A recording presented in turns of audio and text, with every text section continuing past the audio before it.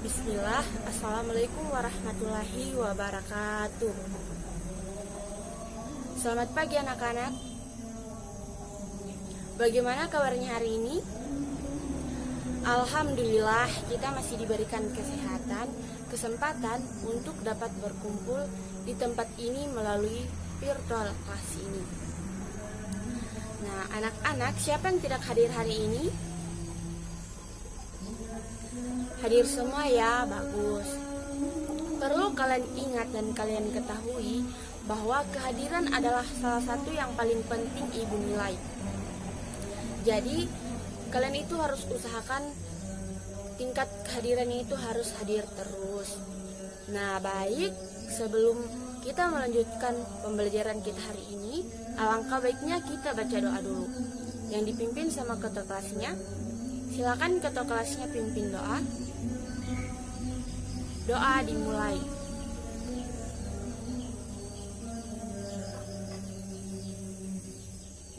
Doa selesai. Nah, anak-anak, hari ini tuh kita akan melanjutkan pembelajaran kita.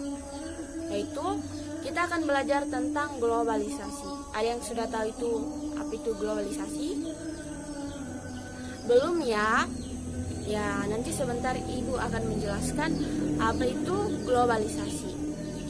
Nah, tujuan pembelajaran kita hari ini yaitu atau yang kita dapat capai pada hari ini yaitu yang pertama siswa dapat mengetahui pengertian globalisasi, dan yang kedua siswa dapat mengetahui contoh-contoh globalisasi dalam kehidupan sehari-hari.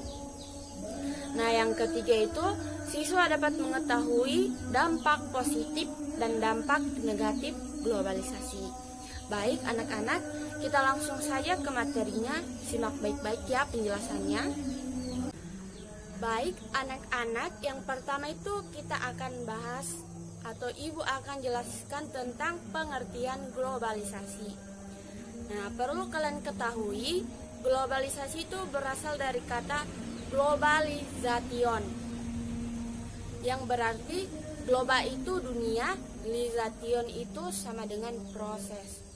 Nah, globalisasi itu adalah sebuah proses di mana batas-batas dalam suatu negara menjadi bertambah sempit karena adanya kemudahan dalam berinteraksi antar negara, baik dalam perdagangan, gaya hidup, informasi, maupun dalam bentuk yang lain-lain. Nah, anak-anak, globalisasi juga dapat diartikan sebagai suatu proses di mana semua penduduk dunia ini bisa saling terhubung, bertukar segala sesuatu tanpa terikat batas wilayah dan kebangsaan. Anak-anak, itu tadi pengertian globalisasi. Sudah bisa dimengerti?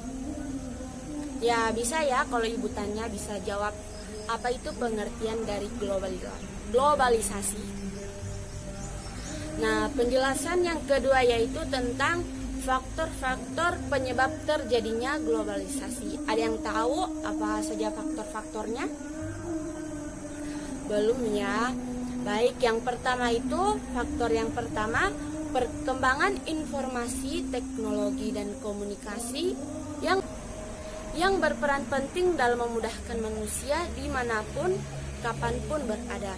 Jadi, dengan adanya globalisasi ini, informasi atau komunikasi itu sangat mempermudahkan manusia dimanapun tempatnya, kapanpun. Sangat mempermudahkan manusia untuk mendapatkan informasi dimanapun keberadaannya dan kapanpun juga.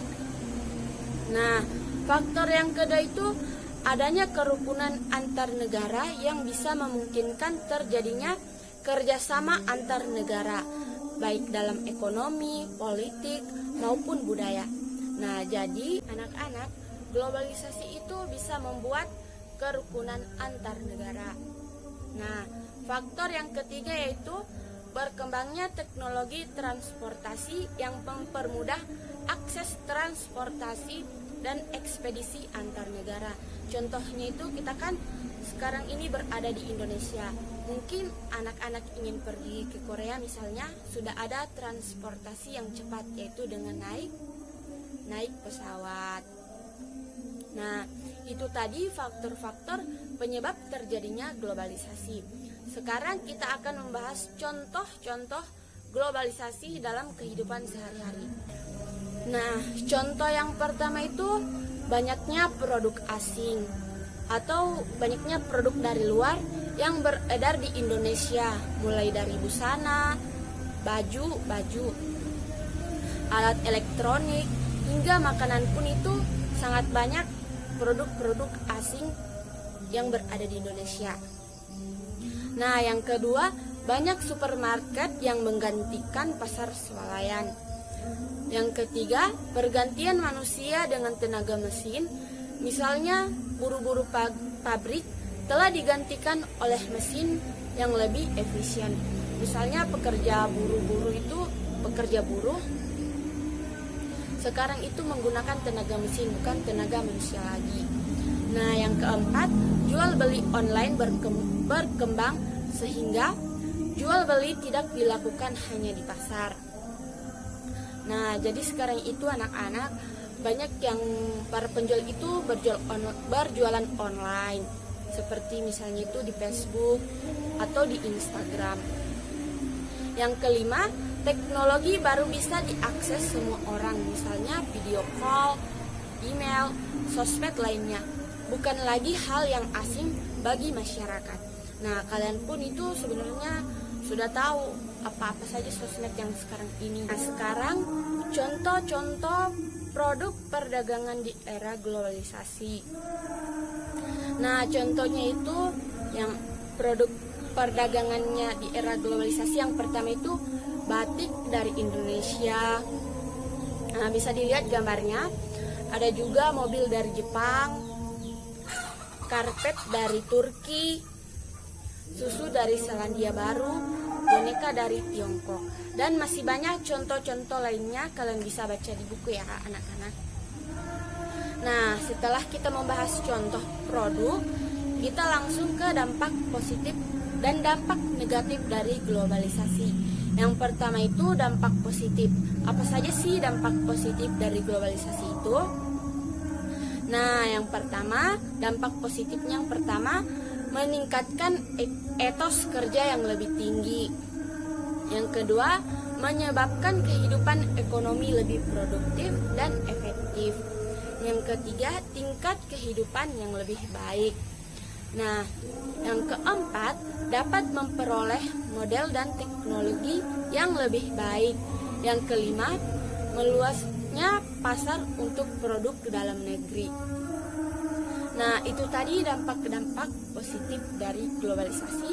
Sekarang anak-anak kita akan membahas dampak negatifnya. Yang pertama itu masuknya budaya barat. Yang kedua, lunturnya semangat gotong royong. Yang ketiga, maraknya penyeludupan barang ke Indonesia. Dan yang keempat, orang menjadi lebih individualitas. Nah, anak-anak, itulah tadi materi kita hari ini, yaitu tentang globalisasi. Jika ada yang tidak dimengerti, silakan bertanya. Ya, mengerti semua ya, bagus. Nah, anak-anak, ibu akhiri saja pertemuan kita hari ini. Lebih dan kurangnya mohon dimaafkan. Wassalamualaikum warahmatullahi wabarakatuh.